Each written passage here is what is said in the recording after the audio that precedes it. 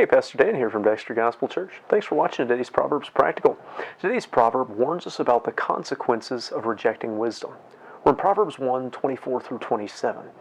And it says, "Because I have called, and ye refused, I have stretched out my hand, and no man regarded. But ye have set at naught all my counsel, and would none of my reproof. I also will laugh at your calamity. I will mock when your fear comes.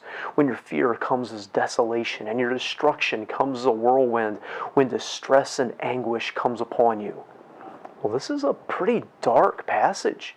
In the preceding verses, wisdom was out there offering hope to everyone, willingly giving insight, understanding, and knowledge to anyone who would receive it. She would help anyone who would receive her to make the right decisions. But what about those who won't receive wisdom? Is there still a life full of hope and goodness ahead for them? Well, no. The only hope is to turn at wisdom's reproof before it's too late.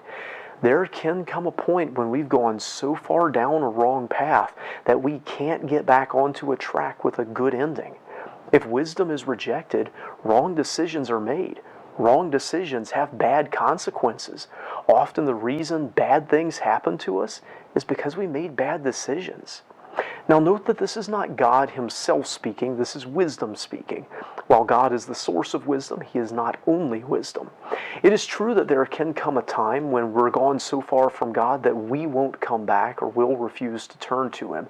But I don't believe a person can reach in this life a point where God will not hear a call for salvation. Romans tells us that whosoever shall call upon the name of the Lord shall be saved. And he will hear the believer in confession for forgiveness. If we confess our sins, he's faithful and just to forgive us our sins and to cleanse us from all unrighteousness. However, in a sense, wisdom may be a colder thing than God. Once our thinking is messed up enough, we won't even be able to receive wisdom without scrapping all the wrong thinking and beliefs. Remember that back in verses 22 and 23 that simplicity has to be rejected. Words must be learned. Turning must take place. Those who want wisdom but have not been willing to turn from their wrong thinking will not have wisdom. And wisdom will, figuratively speaking, sit back and say, "I told you so." Its power is all the more demonstrated when we see the effects of not having it. So wisdom even takes a sort of pleasure, laughter, when those who rejected it end up getting what they asked for. It's not just getting what they deserved. Wisdom came and offered itself to them, and they refused it and said, "No, this is the way that I choose." And then they receive what they sowed in that way. Wisdom is tried and tried, but when it's rejected long enough and calamity comes, wisdom points out the inevitable outcome. Once you've stepped off the ledge, ignoring the warnings, it's too late to avoid the fall. You reject wisdom and you will find calamity. You will live and die in fear. You will face destruction. You will suffer distress and anguish. And sometimes in the midst of that, a person wishes they had wisdom, but it's too late. I hope this video is a help to you.